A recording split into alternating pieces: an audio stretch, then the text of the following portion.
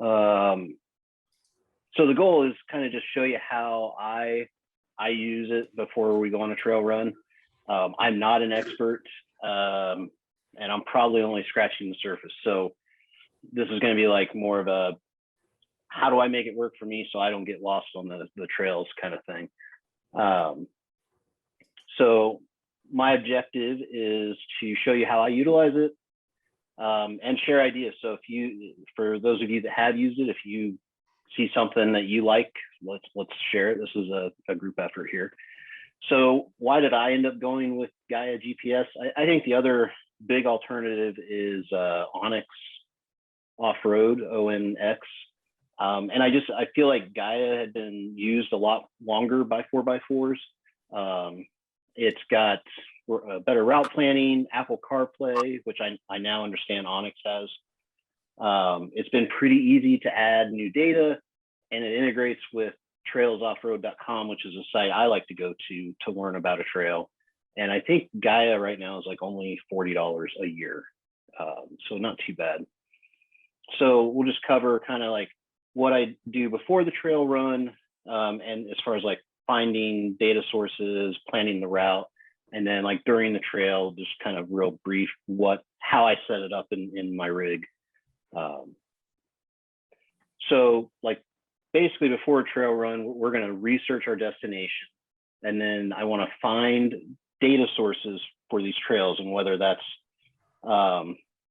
there's a file format called GPX, and you can import GPX files into Gaia or probably into any mapping system, and it'll import all the trails for you real easily.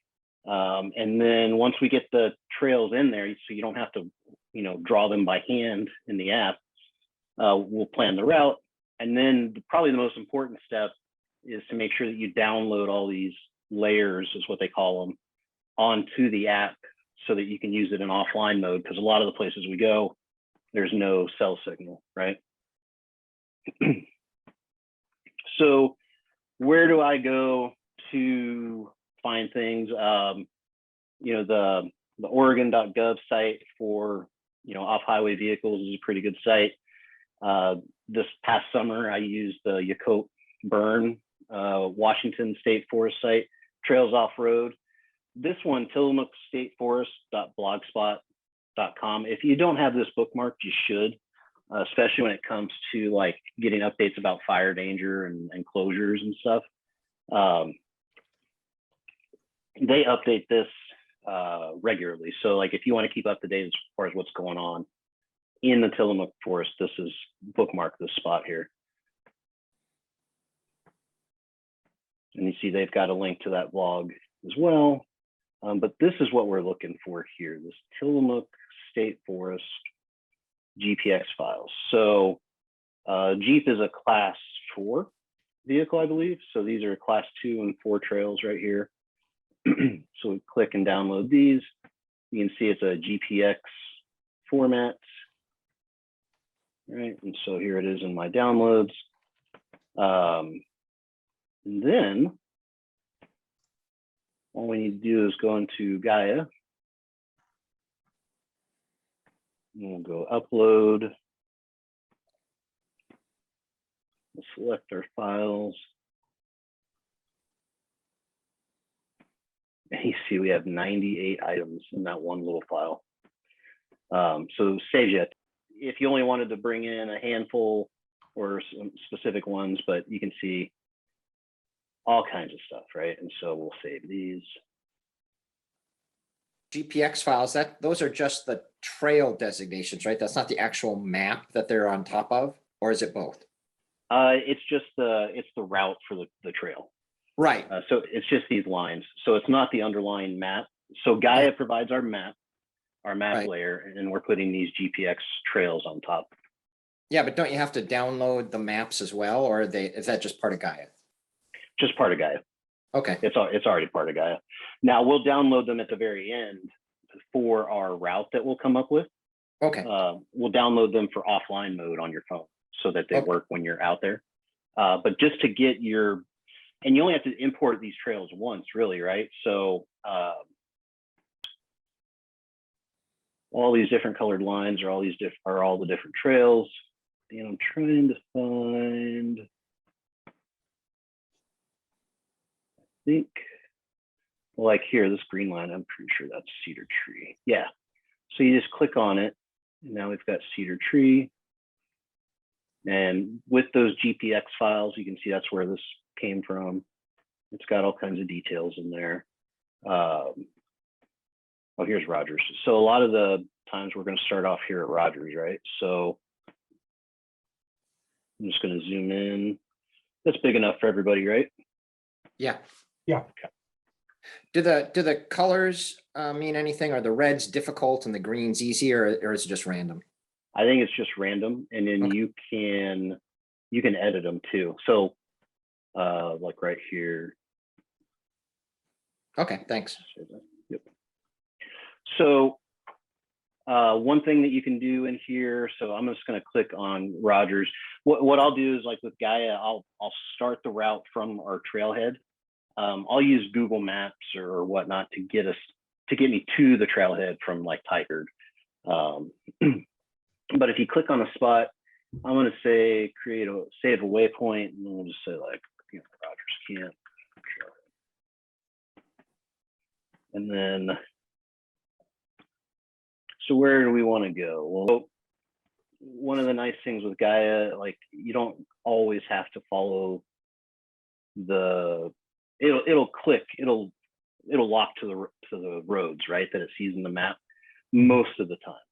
So let's say we're starting off here, and I'll zoom this out so we can get a better look. Like here's Happy Meal, right? So we're coming down Rogers, and the whole reason I'm drawing a route is so that, one, I always know where I am once I'm out there, right? Even if it is like something easy, like probably get to Happy Meal, no problems. But you see how I'm just clicking. Now let's say I do like a random bad one.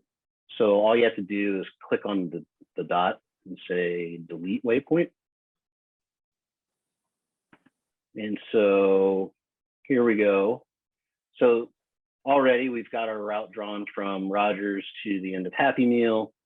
And then, you know, you can see like we've got University, and so we could take this all the way down here if we wanted to, and I believe, yeah, so then we're on Cedar Tree, right? And for a lot of these curvy roads, I don't have to click. Now, if you get to a spot where the trail, it's not really like locking the route to the trail, you can do like a bunch of smaller clicks to kind of force it to do what you want it to do around weird corners and stuff. Yeah, you see that. Let's say you didn't want it to snap to that path. You wanted to go to the left. Could you just insert a waypoint on and Yep. drag it over? Yep, absolutely. And then let me edit my trail. And so I would probably delete this waypoint, and oh, now it's all goofed up. I would have done it sooner, right? Yeah. And I think we can actually. Yeah, I was gonna say, I think you can drag those, right? Yeah, Yep. cool. Yep. Thanks. You can see it's got, oh, here's the Cedar Tree Trail, or here's you know, the one that you made. I'll just click on that, and then I can change this to, you know, bright blue if I wanted to. I could add some details. You can add some of your own notes here, and then you can make this public. I don't really see the benefit of that necessarily, because you can still share it, right? So we can click here, share, and then I can go paste this in Discord, and then everybody who follows that link could go see the trail that we're going to use for the run, right? And then you can download the trail too if you wanted to. Let's see. So that when you save it, it's saving it to Gaia's server often. Yep. Something, you know, the web land. exactly. And then you could see here, I can export it to GPX. So and then we could upload this GPX to the server to share with folks, right? So we'll go. So that's kind of one of the things I really like about Gaia is there's a bunch of different ways to get it to everybody. So I would say saved. Might have to refresh this. Yeah, here we go. And because you're signed on with your Gaia ID, it knows what trail is yours on the phone, right? You don't. Yep, same account. So when I'm logged in on the web, I'm logged in with the same account I use on my phone. So yeah, here we can see the trail, right? So we could go like this, so I can share it here if I needed to as well. Let's go show on the main map. So this is what I would do when we're on the trail, right? Is I would have this open. Oops. And we can, up in the upper left here, we can go full screen on the map. And by this time, my GPS would have me, here at Rogers, and I would just follow along. You don't really have to do anything. This will just track your motion here. You can record. You see in the upper left, this record button. This will record the route that you drive. So like if you're going on a trail that you've never done before, you could record it and it'll save it to your Gaia account. Let's say pause recording. But what's most important before you get out on the trail, so if we click on our intro to Gaia down here, and then I'm going to click the little arrow thing, and then we go more, download maps for route. You see that? It's the 1, 2, 3, 4, 5th one down right there. So this is the most important thing to do before you go out, because it can take a few minutes to download everything. Usually I think you can pick like 5 sources. So I'm just going to go with some of the defaults, like the Gaia Topo map, the United States Forest Service maps here, private land. Let's see, 1, 2, 3, 4, 5. I like satellite sometimes too, but that can take up a lot of space. So then we just pick the layers that we want, and you can save it inside a specific folder in the Gaia app, but I'm just going to go with the default. Let's say save, and you can see it's downloading, and we can go ahead and walk away. Usually I'll leave the Gaia app open while I'm doing this, and you can see the little spinny thing in the upper left right here.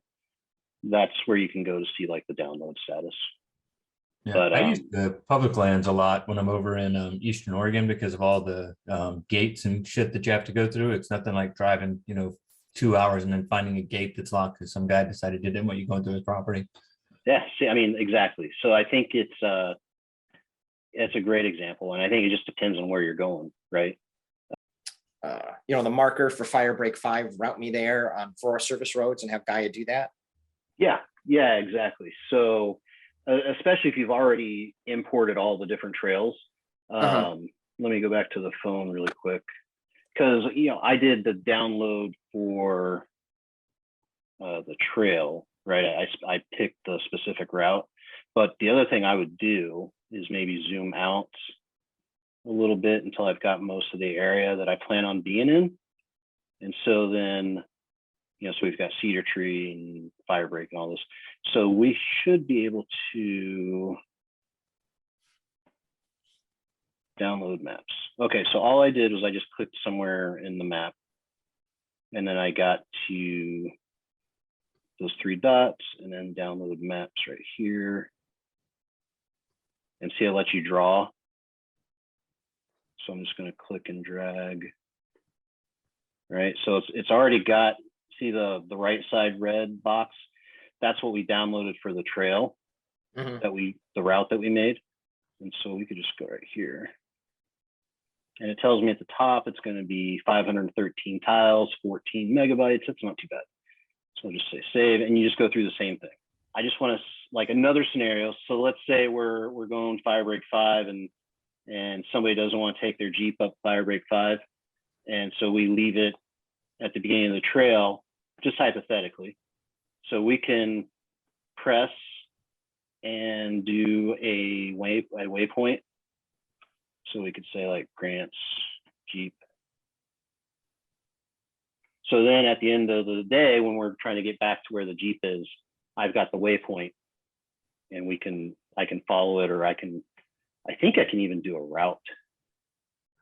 So adding a waypoint while you're on the trail, or like if you see something interesting, you want to add a waypoint, like, you know, if we're driving, you're like, hey, that site would be cool for camping later. You could add a waypoint, give it a name, and then later on go check your waypoints, you know, when you're all done. I do, yep. So another spot where you all can get GPX is Trails Off Road. Yep. I like this site just because, especially if I've never been on a trail. And so like, you know, I did Tillamook, Oregon, and I picked up as place right here. And it doesn't have all the trails, but and it's some of it's user submitted, but you know, so you can go here and then like read more about the trail. And one of the cool things with Trails Off Road and Gaia is they integrate. So I could say upload to Gaia and boom. So that is automatically uploaded into my account, but you can also still do it the old fashioned way and download GPX, import it. You can share the trail. So, I mean, just, it's a really cool resource. They've usually got little clips. So I like coming here when I've never, ever been on a trail, which is a lot of trails. Oh, and this is just what I have in my vehicle. Probably the most important piece is the GPS receiver. So you need something. I use this little Garmin thing. It's about this, it's smaller than my phone. And I just plug it into a USB port. Like I converted my cigarette lighter adapter to a USB. I keep it plugged in and it just sits up here in a little cubby on top of my dash. So it gets pretty good satellite signal.